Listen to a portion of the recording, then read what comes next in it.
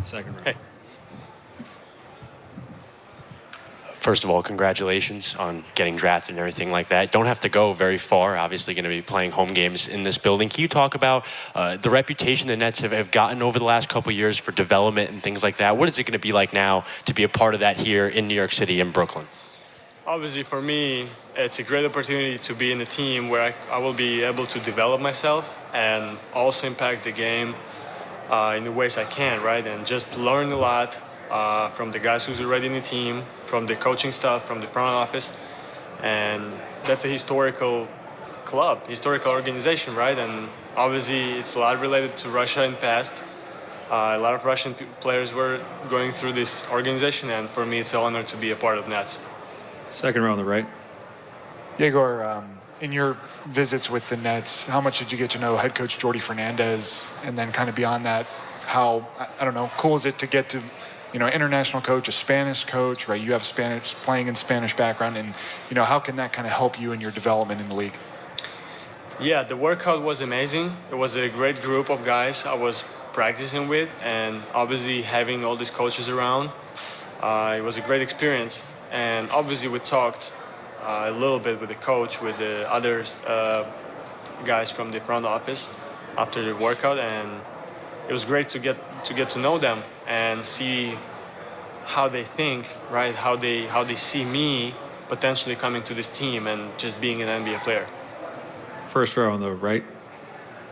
Hey, Egor. Ryan Lewis from the New York Post. Welcome to New York. Thank you. You've been described by some as possibly the best passing teenager on the whole planet, but also a guy whose jumper is going to be kind of the swing skill that determines what his NBA future is like. Do you agree with that assessment? And I mean, in your mind, what are the things that you think you bring to a team and that you need to improve upon?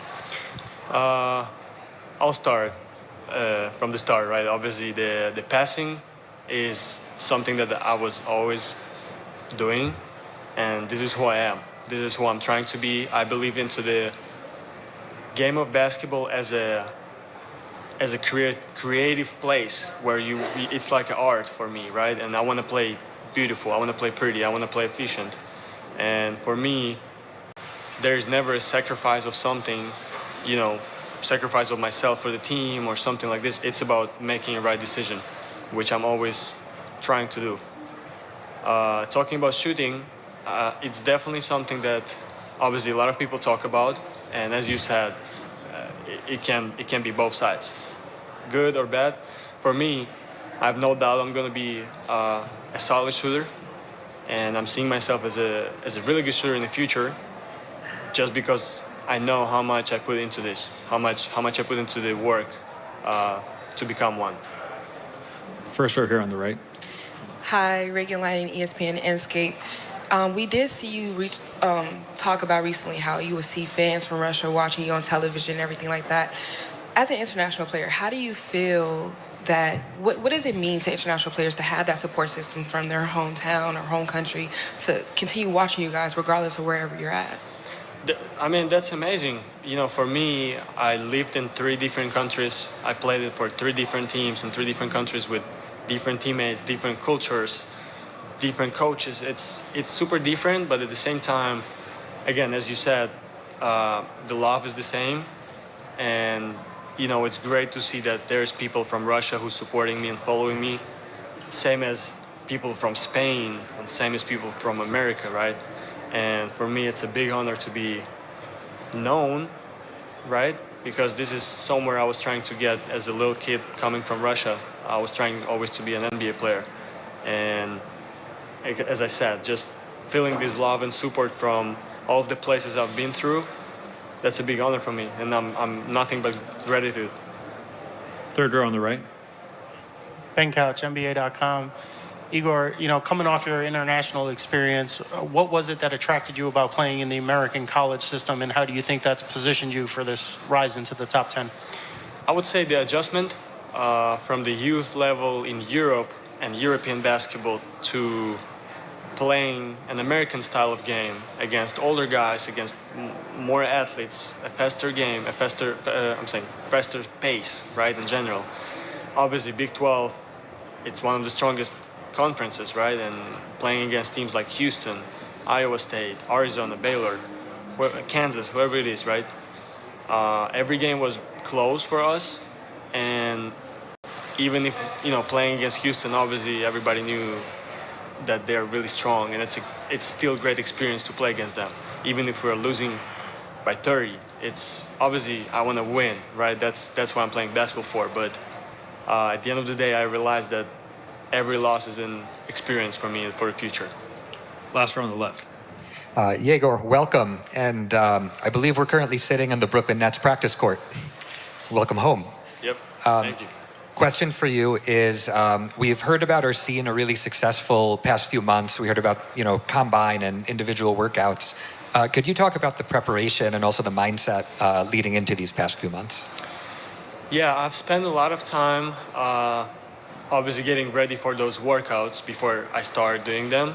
I spent a lot of time in Los Angeles working out with Zach Gonzalez, my coach, who he gave me max out of his effort, and his support to me was unrelated to anything else I could ever ask for. And obviously, he had his team too, the team of the coaches that were super supportive and were giving their best. And I'm really grateful to these guys and to my agents who were taking care of me, just for this process. And I'm really grateful to them that I got to this point prepared and had a chance to be a top 10 NBA pick. First row in the middle. Congrats. Do you have any NBA players that you've studied or you'd consider that you model your game after first? And then next, during your visit with the Nets, what did Jordi Fernandez and Sean Marks in their conversations with you tell you about how they could envision you fitting into the system and what they're trying to build? Two players I look at as an overall is obviously Luka and Shai as a big guards, the best players on the pick and roll, on a really high usage of it during the game. Obviously the heads of the snake, right? And being able to anticipate and really control the game with the ball in their hands, right? And it's exactly what I'm trying to find in the Brooklyn. And coach obviously was talking about me being able to get the rebound and go, and just go, right? And find those outlets, those athletes that Brooklyn Nets have, those young guys who has obviously a lot of athleticism, as I said, and a lot of talent to be a great finishers. Second row on the left. Egor, congratulations. Adeshina Koiki, a lot of sports talk. You spent a lot of time in some very cosmopolitan cities, Moscow, Madrid, and now you're going to be in New York City and Brooklyn. What are you most excited about off the court being in New York City, and what were your first impressions of New York City, whether you watched it on TV or heard about it? What are your first impressions of New York City? This is my first time actually being here more than one day, right? I was here when I was here on the workout with Brooklyn, but right now obviously I could explore a little bit more and see how it is. And it reminds me a little bit of Moscow, of my hometown, just in case of how active it is, right? It's all the time is alive, so many people, cars, all that. And this is something I like, right? This style of the game, I never stop. And this is something that I like about this place, right? It's really alive. Obviously, a lot of Russian restaurants that I'm happy to visit. That's the first thing I'm gonna do probably. Last question, second row in the middle. Sharif Phillips-Keaton, Nets Wire. Egor, congratulations. It's been a couple of years since the Nets had a guy at the point guard spot that they felt could lead the team into the future. I'm talking about, Kyrie Irving. With you being taken as highly as you were, do you see yourself as being able to fill the mold of the point guard of the future for the Nets? I was playing all my life at point guard, so I see myself as a point guard, but I also willing to do whatever it takes for me to bring success to the team, right, and impact the game in a good way. So if coach wants me to be a center, I will be a center. I have no problem with that. And I just know I'm a playmaker, and no matter what position I'm playing or what spot I'm playing on the floor, I'm gonna make plays. Thank you, Egor.